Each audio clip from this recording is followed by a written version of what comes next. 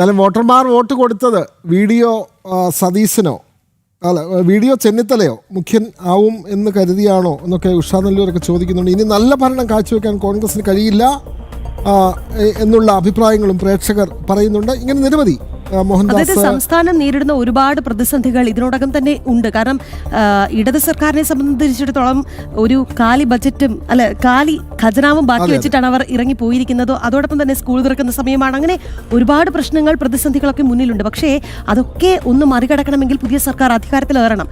എന്തായാലും ആ ഒരു കാര്യത്തിൽ പോലും അവരെ സംബന്ധിച്ച് ഒരു തീരുമാനമാകാത്തിടത്തോളം കാലം മറ്റു കടമകൾ അവിടെ കിടക്കുന്നതേ ഉള്ളൂ എന്നുള്ളതാണ് അല്ലേ? എസ് നമുക്ക് വളരെ വേഗം അസമിലേക്ക് പോയാലോ? അതെ, തീരുമാനമായ മുഖ്യമന്ത്രി തീരുമാനിച്ച സംസ്ഥാനത്തിന്റെ വാർത്തയിലേക്ക് പോകാം.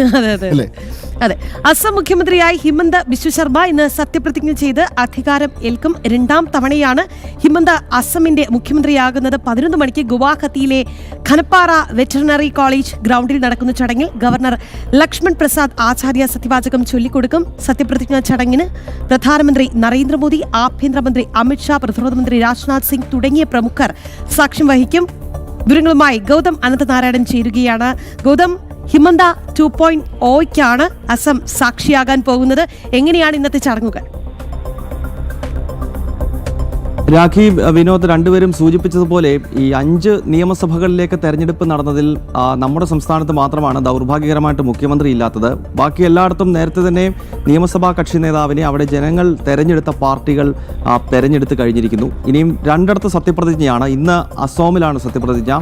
11 മണിക്ക് അസോമിൻ്റെ തലസ്ഥാന നഗരിയായിട്ടുള്ള ഗുവാഹത്തിയിൽ അവിടെ സത്യപ്രതിജ്ഞാ ചടങ്ങ് നടക്കും. നാളെ പുതുച്ചേരിയിൽ NDA സർക്കാരിൻ്റെ രംഗസ്വാമിയുടെ നേതൃത്വത്തിൽ NDA സർക്കാരിൻ്റെ സത്യപ്രതിജ്ഞയാണ്. അസോമിലേക്ക് വരികയാണെങ്കിൽ BJPയെ സംബന്ധിച്ചിടത്തോളം ഒരു ചരിത്ര വിജയം ആണ് ഈ തവണ അസോമിൽ നേടിയത്. കാരണം 2016 BJP അവിടെ അധികാരത്തിലെത്തുന്നത് ഒറ്റയ്ക്ക്. മുൻപ് അസോം ഗണപരിഷത്തിൻ്റെ ഭാഗമായി BJP അസോമിൽ സർക്കാർ രൂപീകരിച്ചിട്ടുണ്ടെങ്കിലും BJPക്ക് ഒരു മുഖ്യമന്ത്രി ഉണ്ടാകുന്നത് 2016 അന്ന് 126 അംഗ അസോം നിയമസഭയിൽ 60 സീറ്റുകൾ നേടിക്കൊണ്ടാണ് BJPയുടെ ആദ്യത്തെ സർക്കാർ 2016 മെയ് മാസത്തിൽ അധികാരത്തിലേറുന്നത്. വടക്കു കിഴക്കൻ മേഖലയിൽ ഒരു ക്ലിയർ മജോറിറ്റിയോടുകൂടി BJP രൂപീകരിക്കുന്ന ആദ്യത്തെ സർക്കാരായിരുന്നു. അങ്ങനെയാണ് നോർത്ത് ഈസ്റ്റ് ഡെമോക്രാറ്റിക് അലയൻസ് എന്ന ഒരു മുന്നണി തന്നെ നോർത്ത് ഈസ്റ്റിൽ BJP രൂപീകരിക്കുകയും അമിത്ഷാ അതിൻ്റെ ചെയർമാനും ഹിമന്ത ബിശ്വ ശർമ്മയ്ക്ക് അതിൻ്റെ സംഘടനാ ചുമതലയും ഒക്കെ നൽകി. അങ്ങനെ മുഴുവൻ വടക്കു കിഴക്കൻ മേഖലകളിലേക്കും പിന്നീട് BJP വ്യാപിച്ചതും ക്രൈസ്തവ ഭൂരിപക്ഷ സംസ്ഥാനങ്ങളിൽ സർക്കാർ രൂപീകരിച്ചതും ഒക്കെ നമുക്കറിയാം. അപ്പോൾ അതിൻ്റെയൊക്കെ തുടക്കം അസോമിൽ 2016 നേടിയ വിജയമായിരുന്നു. അന്ന് 60 സീറ്റുകളായിരുന്നു BJPക്ക്.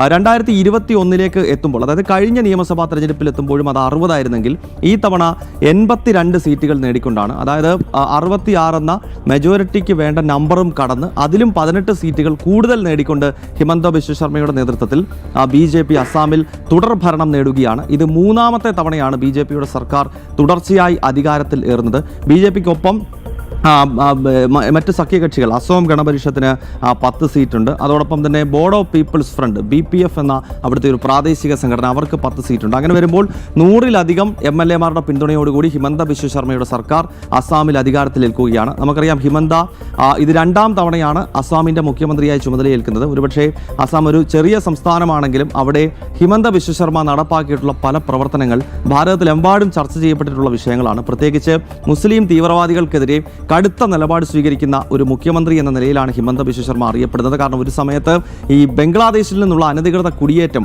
അസാമിൻ്റെ സാമൂഹികവും രാഷ്ട്രീയവുമായ സാഹചര്യങ്ങളെ മുഴുവൻ മാറ്റിയിരുന്നു. അവിടുത്തെ തദ്ദേശീയരായ ആളുകളെക്കാട്ടിൽ കൂടുതൽ പല ജില്ലകളിലും ബംഗ്ലാദേശിൽ നിന്നുള്ള മുസ്ലിങ്ങളുടെ എണ്ണം കൂടുകയും തുടർച്ചയായി വർഗീയ കലാപങ്ങൾക്ക് അത് വഴിവെക്കുകയും ഒക്കെ ചെയ്തു. എന്നാൽ ഹിമന്ത ബിശ്വ ശർമ്മയുടെ സർക്കാർ അധികാരത്തിലേറിയതോടുകൂടി ഈ അനധികൃത കുടിയേറ്റം തടയുകയും അഥവാ അങ്ങനെ കുടിയേറി വന്നവരുണ്ടെങ്കിൽ തന്നെ അവരെ മര്യാദ പഠിപ്പിക്കാനും ഒക്കെ ഹിമന്ത ബിശ്വ ശർമ്മയ്ക്കും അദ്ദേഹത്തിൻ്റെ സർക്കാരിനും കഴിഞ്ഞു എന്നുള്ളതാണ്. അപ്പോൾ അത് ഏറ്റവും വലിയൊരു നേട്ടമാണ്. ഒപ്പം UCC പോലെയുള്ള നടപടികൾ, ഏകീകൃത സിവിൽ കോഡ്, അതോടൊപ്പം തന്നെ ബഹുഭാര്യത്വം തടയുക. കാരണം മുസ്ലിം സമൂഹത്തിനിടയിലൊക്കെ ഒരുപാട് ആളുകൾ ഈ ബഹുഭാര്യത്വം, തുടർച്ചയായി പെൺകുട്ടികളെ കല്യാണം കഴിച്ച ശേഷം അവരെ ഉപേക്ഷിക്കുന്ന ശൈലിയൊക്കെ ഉണ്ടായിരുന്നു.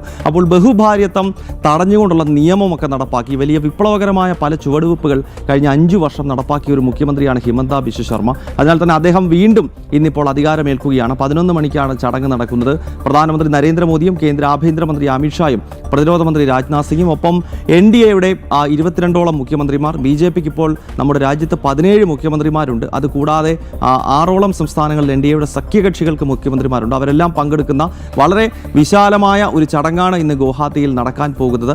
8 വടക്കുകിഴക്കൻ സംസ്ഥാനങ്ങളിൽ 7ഇടത്തും BJP നേതൃത്വം നൽകുന്ന നോർത്ത് ഈസ്റ്റ് ഡെമോക്രാറ്റിക് അലയൻസിന്റെ സർക്കാരാണ് എന്നതുകൂടി ഈ ഘട്ടത്തിൽ നമ്മൾ ഓർക്കണം. അതിൽ അസ്സാമിലും അരുണാചൽ പ്രദേശിലും മണിപ്പൂരിലും അതോടൊപ്പം തന്നെ ത്രിപുരയിലും BJPയുടെ മുഖ്യമന്ത്രി തന്നെയാണ്. സിക്കിം ഡെമോക്രാറ്റിക് ഫ്രണ്ട് സിക്കിം ക്രാന്തികാരി മോർച്ചയുമായി ചേർന്ന് BJPക്ക് അവിടെ സർക്കാരുണ്ട്.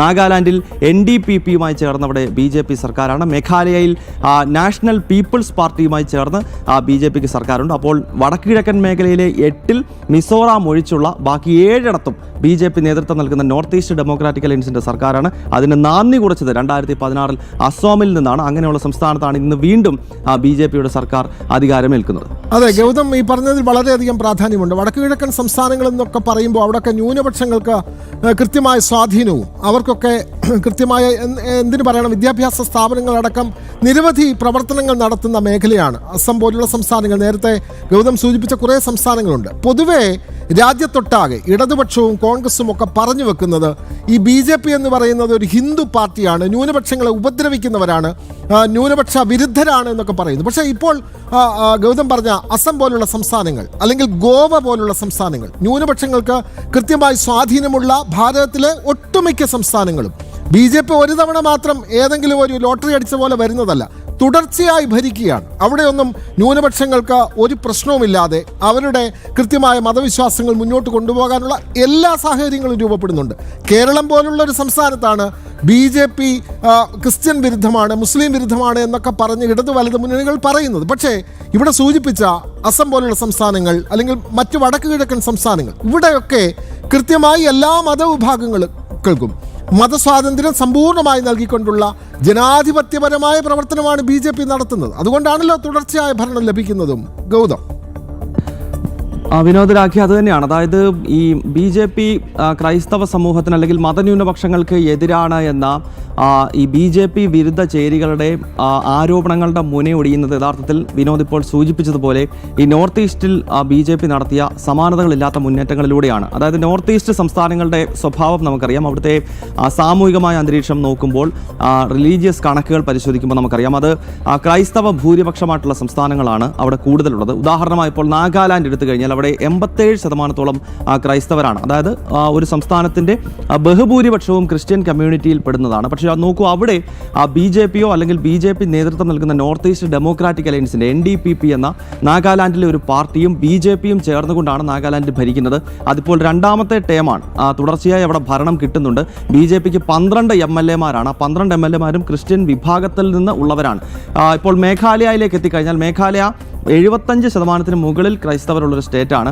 അവിടെ നാഷണൽ പീപ്പിൾസ് പാർട്ടി കോൺറാഡ് സാങ്മയുടെ നാഷണൽ പീപ്പിൾസ് പാർട്ടിയുമായി ചേർന്നാണ് അവിടെ BJP ഭരിക്കുന്നത്. അതൊരു ക്രിസ്ത്യൻ പാർട്ടിയാണ്. അതായത് കോൺറാഡ് സാങ്മ എന്ന മുഖ്യമന്ത്രി ബൈബിളിൽ തൊട്ടാണ് അദ്ദേഹം സത്യപ്രതിജ്ഞ ചെയ്യുന്നത് പോലും. അപ്പോൾ ആ പാർട്ടിയുമായി അവിടെ BJP സഖ്യമുണ്ടാക്കിയിട്ടാണ് അവിടെ ഭരണം നടക്കുന്നത്.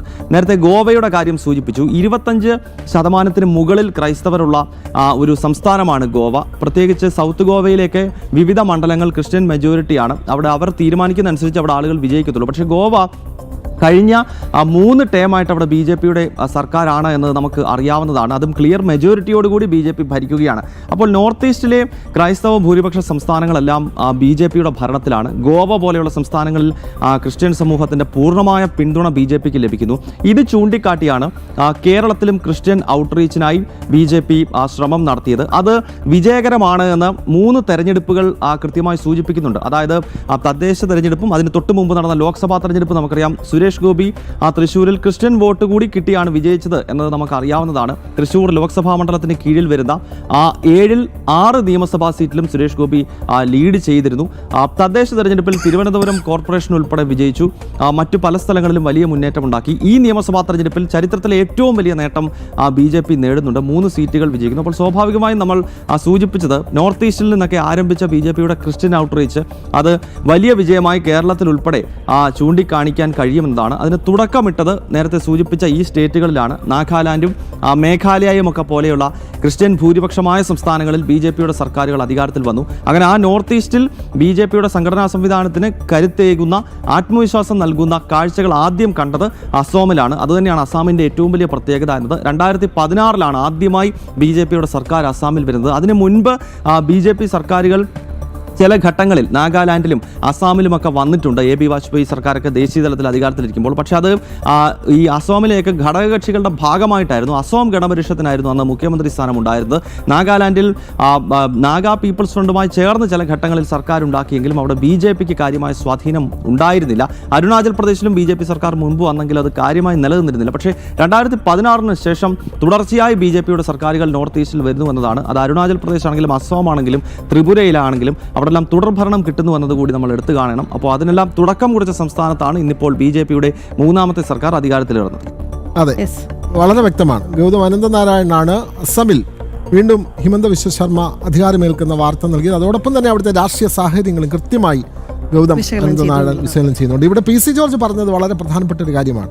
ഇവിടെ ക്രിസ്ത്യൻ വിരുദ്ധ പാർട്ടിയാണ് BJP എന്നൊക്കെ പറഞ്ഞപ്പോൾ അദ്ദേഹം പറഞ്ഞ കാര്യമാണ്, ഭാരതത്തിൽ ഏറ്റവും അധികം ക്രിസ്ത്യൻ MLA-മാരുള്ളത് BJPയിലാണ് എന്ന് അദ്ദേഹം പറഞ്ഞതാണ്. അതായത് മറ്റുള്ളവരെ പോലെയല്ല, കാണിച്ചു കൊടുക്കാൻ കൃത്യമായ ഒരു വർക്കിംഗ് മോഡൽ BJPക്ക് ഉണ്ടല്ലേ. അല്ലാതെ ഇവിടെ ഒരു തരി പോലും ഇല്ലാത്ത പാർട്ടിയല്ല. ഒപ്പം തന്നെ ഭരിച്ചു മുടിച്ച് ഒടുവിൽ രാജ്യത്ത് നിന്ന് അപ്രസക്തമായിക്കൊണ്ടിരിക്കുന്ന കോൺഗ്രസുമല്ല. അതുകൊണ്ട് തന്നെ കൃത്യമായ ഒരു വർക്കിംഗ് മോഡൽ BJPക്ക് കാണിച്ചു കൊടുക്കാൻ സാധിക്കും. അതുകൊണ്ട് തന്നെ ഇത്തരത്തിലുള്ള പ്രചാരണങ്ങൾ നടക്കുമ്പോൾ കാതടച്ചുള്ള മറുപടികൾ ലഭിക്കുകയും ചെയ്യും എന്നുള്ളതാണ്.